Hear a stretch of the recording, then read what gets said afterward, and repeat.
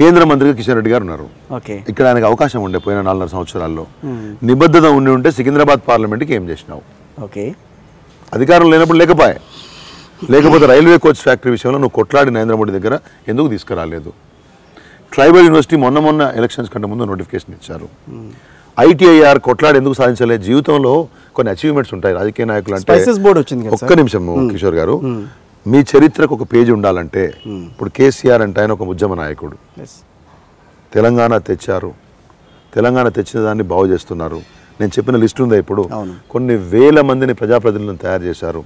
కొత్తగా వచ్చినటువంటి విద్యార్థి నాయకులను, మహిళల్ని, బలైన వర్గాల వారిని, ఉద్యమం ద్వారా సేవ చేద్దామని వచ్చిన వాళ్ళను కొన్ని వేల మందిని నాయకులను తయారు చేశారు. ఆ తర్వాత సాగునీటి రంగంలో, తాగునీటి రంగంలో, విద్యుత్ రంగంలో, సంక్షేమ రంగంలో, IT రంగంలో, వివిధ సామాజిక అభివృద్ధి సూచికలలో కేసీఆర్ పనితీరుకు కొలమానం ఏదైతే కట్టి అవార్డు ఇచ్చినటువంటి కేంద్ర ప్రభుత్వ సంస్థల యొక్క అవార్డులకు సాక్షిగా ఆయనకి చరిత్రలో ఒక పేజీ ఉంది. 13 లక్షల మంది యువతుల పెళ్లిళ్లకు కళ్యాణ్ లక్ష్మి, షాదీ ముబారక్ ద్వారా ఇచ్చినటువంటి ఒక పథకాలు ఉన్నాయా? వాళ్ళ కుటుంబాల వెలుగులు నింపినాయే. వారి పేజీలో దానికి ఒక స్థానం ఉంది. 50 లక్షల దగ్గర తీసుకున్నటువంటి 2,000, 3,000, 4,000 దివ్యాంగులకైతే పెన్షన్లు తీసుకున్నటువంటి యొక్క వృద్ధులు ఎవరైతే ఉన్నారో, ఒంటరి మహిళలు ఉన్నారో, ఎవరైతే ప్రభుత్వం కోసం సాయం కోసం ఎదురు చూస్తారో వాళ్ళందరి జీవితాల్లో ఆయనకు ఒక పేజీ ఉంది. వాళ్ళ మనసులలో ఒక స్థానం ఉంది. ఇవాళ ప్రతి ఎకరాకు నీళ్ళు ఇస్తే, దాన్ని సాగు చేసుకొని బాగుపడితే, ఆ భూముల వాల్యూలు పెరిగితే, లక్షాధిక 2 ఎకరాలు 3 ఎకరాలు ఉంటే లక్షాధికారులైనటువంటి యొక్క రైతుల జీవితాల్లో వెలుగు నింపిన దానికి ఆయన పేజీలో ఒక స్థానం ఉంది. వారి యొక్క జీవితంలో ఆయనకు ఒక పేజీ ఉంది, వారి గుండెల్లో స్థానం ఉంది. నాయకుడు అంటే అట్లుండాలి. నాయకుడు ప్రజల గుండెల్లో ఉండే ప్రయత్నం చేయడం కాదు, అటువంటి పని చేయాలి. కేసీఆర్ మాటల కంటే చేతల మనిషి. రేవంత్ రెడ్డిని నేను కంపేర్ చేయాల్సి వస్తే వాళ్ళు కూడా అదే చెప్తున్నారు. ఆయన కూడా మాట్లాడుతున్నాడు, నేను ప్రజల్లోకి వెళ్తున్నా, ప్రజల మధ్య ఉన్నా, ఇన్నాళ్ళుగా నేను ప్రజలతో తిరుగుతున్నా, పాదయాత్రల ద్వారా ప్రజలకి నా సమస్య, వాళ్ళ సమస్యలన్నీ నేను తెలుసుకున్నా, అన్ని మాట్లాడుతున్నాను. వెళ్ళలేదు అనట్లేదు, కానీ ఎవరి చరిత్ర ఏంటి? సో వెనక చరిత్ర మీరు మాట్లాడుతున్నారు. ప్రభుత్వాలు కూల్చడం కోసం డబ్బులు తీసుకొని పోయి వీడియోలో దొరికిపోయిన వాళ్ళ చరిత్ర, ప్రజల కోసం సుదీర్ఘకాలం ఉద్యమించి తెలంగాణను తెచ్చి తెలంగాణ ప్రజల కలను సాకారం చేసినటువంటి నాయకునికి పోలికేంటంటే నాకు అర్థం. మరి కాంగ్రెస్ ఎందుకు అంత హైప్ చేస్తుంది అని రేవంత్ రెడ్డి గారిని? వాళ్ళ యొక్క నీడ్ అది, వాళ్ళ అవసరం. వాళ్ళకి ఎవరో ఒకరు కావాలి. వాళ్ళలో చెప్పారు కదా, 100 కోట్లు పెట్టి PCC తెచ్చుకున్నాడు, 100 కోట్లు పెట్టి టికెట్లు అమ్ముకుంటున్నాడు, దాన్ని బట్టి హైప్ క్రియేట్ చేస్తున్నాడు అని నేను చెప్పట్లేదు. ఓ కోమటిరెడ్డి వెంకటరెడ్డి చెప్పాడు, ఓ ఉత్తమ్ కుమార్ రెడ్డి చెప్పాడు, ఓ బట్టి విక్రమార్క చెప్పాడు, ఓ దామోదర్ రాజనరసింహ చెప్పాడు. సరే, ఇప్పుడు కొన్నిసార్లు కొంతమంది వ్యవహారం కొన్ని రోజులు నడుస్తుంటుంది. బండి సంజయ్ చూసినాం కదా, ఇది అదే అవుతుంది. అలా బీజేపీ వాళ్ళని, కాంగ్రెస్ వాళ్ళని ఒకే ఘాటిని గట్టి ఒకటి తలకు మించినటువంటి ఆభరణం ఎత్తుకుంటే తల వంగిపోతుంది. అవును, కొంతసేపు ఉంటుంది అట్లా, ఆ తర్వాత అది కృషించిపోతుంది. అంటే తలకు మించిన శిరస్త్రానం పెట్టుకోవద్దంటారు, ఎక్కువ వేడి ఉంటే వంగిపోతుంది. సంజయ్ విషయంలో అది ప్రూవ్ అయింది, రేవంత్ రెడ్డి విషయంలో ఇంకొక 10 రోజుల్లో ప్రూవ్ అయిపోతుంది. ఇప్పుడు 9.5 ఏళ్లుగా బీఆర్ఎస్ పాలన సాగుతోంది. ఎక్కడా కూడా దాన్ని ఏమంటారు, యాంటీ ఇన్కంబెన్సీ లేదని అంటారా? ఇప్పుడు 2 టర్మ్స్ ప్రభుత్వం పనిచేసిన తర్వాత అక్కడక్కడ చిన్న విషయాల్లో ఏమైనా అసంతృప్తి ఉంటే ఉండొచ్చు కాక, అది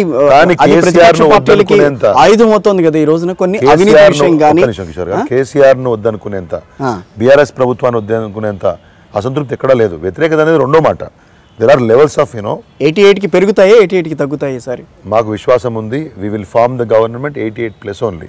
ఎందుకంటే నేను చెప్తున్నాను, అక్కడక్కడ ఏమైనా చిన్న ఇబ్బందులు ఉండొచ్చు, కానీ 100% కేసీఆర్ నాయకత్వాన్ని కోరుకుంటున్నారు. వీళ్ళు ఎంత హైప్ క్రియేట్ చేసిన ఎట్లయితే కేసీఆర్ గారు ఆయా ప్రాంతాల్లో సభలు పెట్టి ప్రజలతో మాట్లాడొస్తున్నారో అట్లా బీఆర్ఎస్ పార్టీ గ్రాఫ్ ఇలా పెరుగుతూ ఉంది.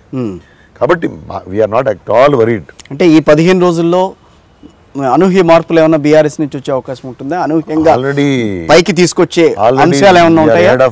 We are head of the opposition parties in the campaign. ప్రజల్లో ముందున్నాము. ఈ ఒక్క ఉప్పల్ నియోజకవర్గంలోనే 95,000 మంది లబ్ధిదారులు ఉన్నారు మా సంక్షేమ పథకాల వల్ల. కళ్యాణ్ లక్ష్మి అయి ఉండొచ్చు, షాదీ ముబారక్ అయి ఉండొచ్చు, కేసీఆర్ కిట్ అయి ఉండొచ్చు, పెన్షన్లు అయి ఉండొచ్చు, దళిత బంధు అయి ఉండొచ్చు, డబుల్ బెడ్రూమ్ ఇండ్లు అయి ఉండొచ్చు. కంటి వెలుగు ద్వారా పేదవాళ్ళు ఎవరైతే కళ్ళు బాగు చేయించుకున్నారో వాళ్ళు అయి ఉండొచ్చు. ఇట్లా 1,00,000 మంది, అంటే దగ్గర ఒక ఇంట్లో 2 పథకాలు వచ్చి కూడా 75,000 ఇళ్లలో కేసీఆర్ చెప్పినటువంటి ఒక సంక్షేమ పథకం ఇచ్చిన సంక్షేమ పథకం ఉంది. అది కాకుండా చేసిన అభివృద్ధి ఉంది. మనస్ఫూర్తిగా చెప్పండి, డబుల్ బెడ్రూమ్ ఇళ్ల విషయంలో బీఆర్ఎస్ నిజంగా అందరికీ న్యాయం చేసిందా?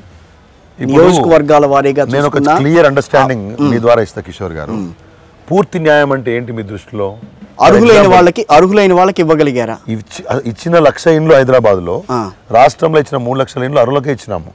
వచ్చిన దరఖాస్తుల్ని అధికారులు పూర్తి స్థాయిలో దాన్ని స్క్రూటినీ చేసిన తర్వాత ర్యాండమ్గా కలెక్టర్లు కూర్చొని, ఎక్కడ ప్రజాప్రతినిధుల పాత్ర లేదు, ర్యాండమ్గా కలెక్టర్స్ కూర్చొని ఆటోమేటెడ్ పద్ధతి ద్వారా చూస్ చేసి ఇచ్చారు వాళ్ళని. ఇప్పటికీ కొన్ని ప్రాంతాల్లోకి వెళితే మేము అర్హులైనా మాకు ఇవ్వట్లేదని చెప్పి అర్హులు అంటే ఇప్పుడు 100 మంది అర్హులు ఉన్నారనుకోండి, 20 ఇండ్లు కట్టగలిగినాం అనుకోండి, 100 మందిలో అర్హుల్లో ఉన్న 20 మందికి ఇచ్చాం, 80 మందికి మళ్ళీ ఇస్తాం. అంతేగాని ఇచ్చింది ఎవరికైతే ఉన్నారో వాళ్ళు అర్హులు కాదని కాదు వాళ్ళు చెప్పేది. ఓకే, అది అర్థం చేసుకోగలగాలి మనం. ఇప్పుడు మనం ఒక ప్రభుత్వానికి ఒక 5 years టర్మ్లో ఎన్ని ఇండ్లు కట్టగలిగే సామర్థ్యం ఉంటుందండి? రాష్ట్రంలో 10 లక్షల మందికి ఇండ్లు కావాలనుకోండి, ఒకటే టర్మ్లో 10 లక్షలు ఇండ్లు కట్టే కెపాసిటీ, 2 టర్మ్లో 10 లక్షల ఇండ్లు కట్టే కెపాసిటీ ఉంటుందా? ఈ 9 సంవత్సరాల్లో 3 లక్షల ఇండ్లు కట్టినాం, 3 లక్షల ఇండ్లు ఇచ్చినాం. మళ్ళీ మేనిఫెస్టోలో హైదరాబాద్ నగరానికి 1,00,000 ఇండ్లు ప్రామిస్ చేసినాం, అది ఇవ్వబోతున్నాం ఖచ్చితంగా. పని చేసిన ప్రభుత్వం ఇవాళ డబుల్ బెడ్రూమ్ అనే కాన్సెప్ట్ ఎక్కడికి వెళ్ళి వచ్చింది? ఏదో కేంద్రం 1,20,000 ఇస్తే 1,00,000 ఇచ్చి మేము యాడ్ చేసి అది ఇచ్చేసినామని చెప్పుకోవచ్చు కదా. అవును, కానీ అట్లా కాదు. KCR is a complete man. అంటే ఆయన పూర్తి స్థాయిలో పని చేయాలి, ఫలితం కరెక్ట్గా ఉండాలి. 7.5-8.5 లక్షలు పెట్టి ఒక ఇండ్లు ఇస్తే అది వాళ్ళ ఆయా ప్రాంతాల్లో 50 లక్షలు 60 లక్షల ప్రాపర్టీ ఆ కుటుంబాలకు ఇచ్చినట్టే కదా. ఇది అర్థం చేసుకోకుండా ఎక్కడ డబుల్ బెడ్రూమ్ ఇచ్చినా వాడు మాట్లాడతారు కాంగ్రెస్ వాడు. మరి నీ ప్రభుత్వాలు ఉన్నప్పుడు మొత్తం ఇచ్చుంటే మాకు ఆ పథకం పెట్టే అవకాశమే లేదు కదా. రాజీవ్ గృహకల్ప లాంటివి కూడా బాగానే సక్సెస్ఫుల్గా నడిచినాయి కదా, కాదనంటారా? రాజీవ్ గృహకల్ప పూర్తి స్థాయిలో సక్సెస్ నడుచుంటే ఇంకా ఇండ్లు లేని పేదవాళ్ళు ఎందుకు ఉండేవాళ్ళు? 60 సంవత్సరాలు ఉండే దగ్గర గవర్నమెంట్. చంద్రబాబు నాయుడు ఉండే 9 సంవత్సరాలు ఏమో, రాజశేఖర రెడ్డి తర్వాత మళ్ళీ కిరణ్ కుమార్ రెడ్డి వరకు 10 సంవత్సరాలు ఉండే. మీరు బ్రహ్మాండంగా పనిచేసి ఉంటే మరి మాకెందుకు అవకాశం, మేము ఎందుకు ఆలోచించే అవసరం వచ్చేది? ఇది లేకుండా ఎంతమందికి ఇచ్చినారు? వేగంగా మాడుతున్నారు. They don't have statistics, they don't have perspective while speaking. ప్రజలు అర్థం చేసుకుంటారండి దాంట్లో సందేహం. సో ఇప్పుడు రాబోయే రోజుల్లో సెంటిమెంట్ అస్త్రం అనేది మళ్ళీ పైకి వచ్చే అవకాశం ఉంటుందా బీఆర్ఎస్ నుంచి? ఒకటండి, తెలంగాణ వాదం అనేది అది ఎప్పుడు మా మనసులలో ఉంటుంది. ఎందుకు ఉండకూడదు? అది సెంటిమెంట్ ఎట్లా అవుతుంది? అదొక అస్తిత్వ భావన. It's a permanent feeling. ఎందుకు గవర్నమెంట్ వచ్చిన తర్వాత, ఇప్పుడు రాష్ట్రం ఏర్పాటు చేసిన తర్వాత, ఐఎమ్ ఇండియన్ ఫస్ట్, నేను భారతీయుణ్ణి. తర్వాత తెలంగాణ నా రాష్ట్రం, ఈ రాష్ట్రం బాగుండాలి. బేసికలీ రాష్ట్రం అంటే ఏంటి? భూమి, చెట్లు, ఇండ్లు కాదు కదా. రాష్ట్రం అంటే ఇంత పెద్ద ప్రజల సమూహం, అన్ని వర్గాలు, అన్ని కులాలు, అన్ని మతాలు, అన్ని వర్ణాలు, అన్ని సామాజిక స్థాయిల్లో, ఆర్థిక స్థాయిలో ప్రజలు, వీళ్ళందరూ బాగుండాలి, ఈ ప్రాంతంలో ఉండాలనే ఒక ఫీలింగ్ ఉంటుంది కదా. ఓకే, అదే ఆ ఫీలింగ్ అనేది తెలంగాణ ఉన్న రోజులు ఉంటుంది. తప్పే ఉంది దాంట్లో. దాన్ని ఎంకాష్ చేసుకుంటున్నారు. ఎంకాష్ చేసుకోవాలంటే ఎవరన్నా మాకు సానుకూలంగా ఉంటే ఎంకాష్ చేసుకోగలుగుతాం కదా. అంటే ప్రతి ఒక్క ప్రజల్లో కేసీఆర్ తెలంగాణ కోసం చేసినటువంటి కృషి, ఉద్యమంలో చేసినటువంటి సలిపినటువంటి కృషి, త్యాగం, చావు నోట్లో తలబెట్టైనా కానీ నేను తెలంగాణ తెస్తానని చేసి ఆ రోజు చేసినటువంటి ప్రయత్నం, ఆ తర్వాత 9 సంవత్సరాల్లో ఈ రంగంలో కేసీఆర్ పనిచేయలేదు అని చూపించమని చెప్పండి.